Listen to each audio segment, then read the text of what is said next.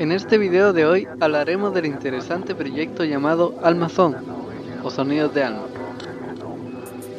Este llamativo y curioso trabajo fue creado por Antonio Alex y Ricardo Finger, que unieron el arte y la radioastronomía ocupando ondas provenientes de la nebulosa de Orión, transformándolas en espectros audibles captados por los rayos telescopio de Alma en el llano de Shangnan-Tor. Obviamente esto no fue fácil, se tuvo que hacer astroquímica entre otras cosas para lograr esto.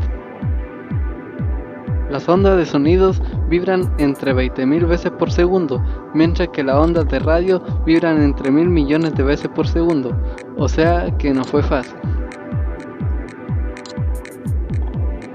Así se mezclaron las ondas de sonido y de radio, transformándolas en una colección de sonidos cósmicos, que se pueden descargar en la página de Alma.